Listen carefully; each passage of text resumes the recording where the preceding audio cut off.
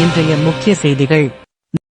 நலம் காக்கும் ஸ்டாலின் முகாமை கிருஷ்ணகிரி மாவட்டம் ஊத்தங்கரையில் ஒன்றியத்தில் அரசு ஆண்கள் மேல்நிலைப்பள்ளி வளாகத்தில் மருத்துவம் மற்றும் மக்கள் நல்வாழ்வு துறையின் நலம் காக்கும் ஸ்டாலின் திட்டத்தின் கீழ் நடைபெற்ற பல்துறை உயர் சிறப்பு மருத்துவ முகாமை பர்கூர் சட்டமன்ற உறுப்பினரும் கிருஷ்ணகிரி திமுக கிழக்கு மாவட்ட செயலாளருமான திரு மதியழகன் MLA துவங்கி வைத்தார்.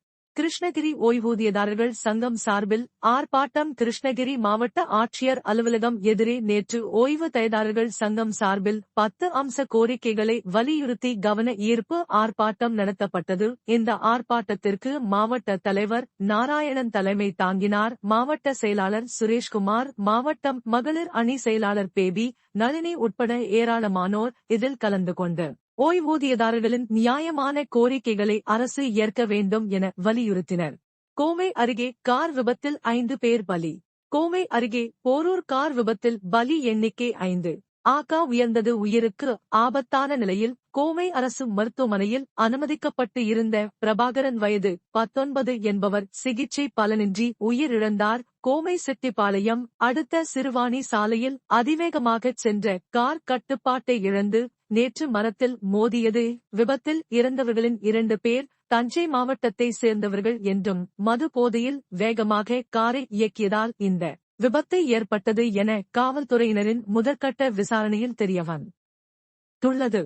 அகில இந்திய பத்திரிகையாளர்கள் சங்க கூட்டமைப்பு மற்றும் தோழமை சங்கங்கள் இணைந்து பத்திரிகையாளர் கோரிக்கையை வலியுறுத்தி கருத்தரங்கம் வருகின்ற அக்டோபர் 30, 2025 காலை 10 மணி அளவில் எழும்பூர் இக்ஸா அரங்கத்தில் நடைபெறும். இதில் தலைமை அகில இந்திய பத்திரிகையாளர் சங்க கூட்டமைப்பு ஒருங்கிணைப்பாளர் மற்றும் சமத்துவ குரல் சமத்துவ நீதி பத்திரிகை ஆசிரியர் மற்றும் சிறப்பு அழைப்பாளராக திரு தொல் திருமாவளவன் MP, விடுதலை சிறுத்தைகள் கட்சி தேசிய தலைவர் மற்றும் Sky Sivakumar MCA, MPhil, Sky IAS academy and founder, தேசிய மக்கள் உரிமை கழகம், தேசிய சட்ட நீதி இயக்கம் மற்றும் பேராசிரியர் காளீஸ்வரன் பொதுச் செயலாளர் மற்றும் ஊடக மையம் மற்றும் தோழமை சங்கங்களின் தலைவர்கள் ஆகியோர் கலந்து கொண்டு கருத்தரங்கை சிறப்பிக்க உள்ளனர்.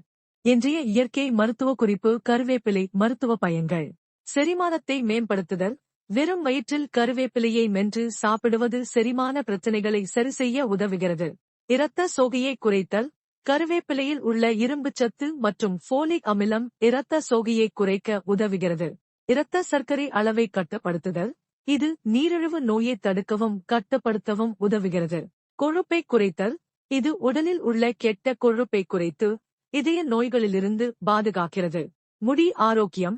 முடி வளர்ச்சிக்கு உதவுகிறது மற்றும் நரை முடியை குறைக்கிறது. சிறுநீரக ஆரோக்கியம். இதில் உள்ள பாஸ்பரஸ் சிறுநீரகத்தில் உள்ள கழிவுகளை வெளியேற்ற உதவுகிறது. அழற்சியை குறைத்தல். இது உடலில் ஏற்படும் அழற்சியை குறைக்க உதவுகிறது. கண் பார்வை.